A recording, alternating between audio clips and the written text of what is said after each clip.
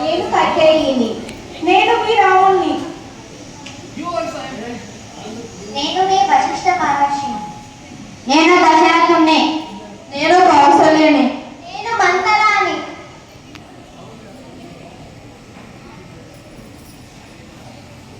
వశిష్ఠ మహారాజుకి ప్రణామములు. సకల గుణాభిరాముడైన శ్రీరాముడు తాను Turn this side. తాను ప్రభువు కావాలని ప్రజలందరి కోరిక. నేను జీవించి ఉన్నప్పుడే శ్రీరాముడు రాజైతే చూడాలని నా కోరిక. వశిష్ఠ మహావర్షి నీవు ఏమంటావు? మహారాజు రూపంలోను గుణంలోను శ్రేష్ఠుడు. సత్యం పలికేవాడు, గర్వం లేనివాడు, పరుల సంపత్తి ఆశించనివాడు, ప్రజల పట్ల వాత్సల్యం కలవాడు. శ్రీరాముడు అంటే నీకే కాదు, ప్రజలందరికీ పరమ ప్రీతి ప్రభు. అయితే రాజ్యంలోని ప్రముఖులకు, ప్రజలకు, సమర్థ రాజులకు శ్రీరాముడి పట్టాభిషేకాన్ని వెల్లడించండి. ఎవరక్కడ?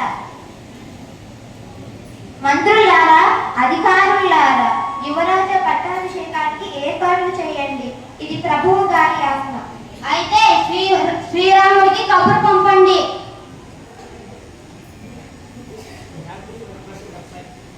తండ్రి గారికి ప్రణామములు. పిలిచావట, మన్నెవంచండి తండ్రి గారు.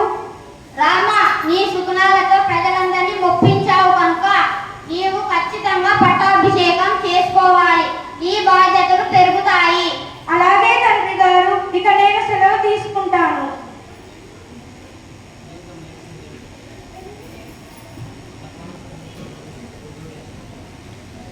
తల్లి గారికి ప్రణామములు. నన్ను ఆశీర్వదించండి. లేనాయన, ఏంటి విషయం?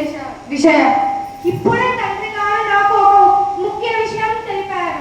నా పట్టాభిషేకానికి అన్ని ఏర్పాట్లు చేస్తున్నారట. మంచిది నాయన. నీ పాలనలో ప్రజలందరూ సుఖ సంతోషాలతో జీవిస్తారని మనసారా కోరుకుంటున్నాను. ఇక సెలవు తీసుకుంటాను మాత. మంచిది.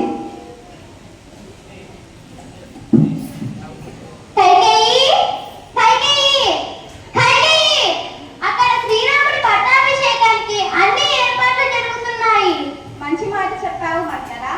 ఇంత మంచి శుభవార్త చెప్పినందుకు ఇదిగో నీకొక బహుమానం. దుఃఖించాల్సిన సమయంలో సంతోషపడుతున్నావా కైకేయి? నాకు రాముడు, భరతుడు ఇద్దరు సమానమే. అలాంటప్పుడు రాముడు పట్టాభిషిక్తుడు అవుతున్నాడంటే నాకు అంతకన్నా ఆనందం ఏముంది మంతరా? అక్కడ రాముడు రాజైతే కౌసల్య రాజమాత అవుతుంది. అప్పుడు నీవు కూడా మాతో పాటు ఆమెకు దాస్యం చేయవలసి వస్తుంది.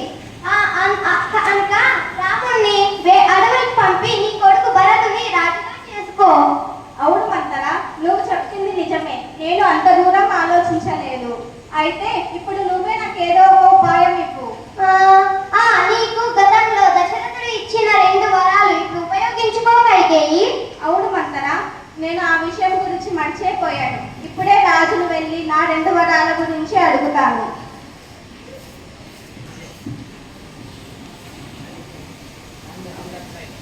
కైకేయి, ఎందుకు అలా మౌనంగా ఉన్నావు? ఈ మౌనానికి కారణం ఏమిటి చెప్పు. మహారాజా, గతంలో మీరు నాకు 2 వరాలు ఇచ్చారు కదా. ఇప్పుడు ఆ 2 వరాలు తీర్చవలసిన సమయం వచ్చింది. ఆ 2 కోరికలు తీరుస్తానని నాకు మాట ఇస్తే నేను ఆ 2 కోరికలు కోరుకుంటాను. ప్రాణానికి ప్రాణమైన శ్రీరాముడి మీద ఒట్టు. నీ కోరికలు నేను ఖచ్చితంగా తీరుస్తాను. అయితే మహారాజా విను. మొదటిది, నా కొడుకు పట్టాభిషేకం చేసుకోవాలి. అలాగే శ్రీరాముడు 14 సంవత్సరాలు వనవాసం వెళ్ళాలి.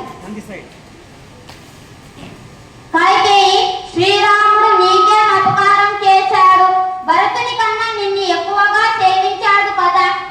శ్రీరాముని అడవులు పాలేయడానికి నీకు నోరు ఎలా వచ్చింది? శ్రీరాముని నేను విడిచి ఒక్క క్షణం కూడా బ్రతకలేను. నీకు చేతులు జోడిస్తున్నా, నీ పాదాలు పట్టుకుంటా. నా రాముని విడిచిపెట్టు, నిన్ను ప్రాధేయపడుతున్నా. అదంతా నాకు తెలియదు. నా కొడుకై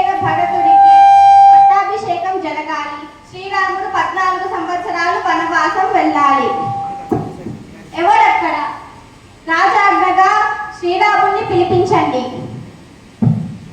తల్లిదండ్రులకు ప్రణామములు. తండ్రి, ఎందుకు అలా మౌనంగా ఉన్నావు?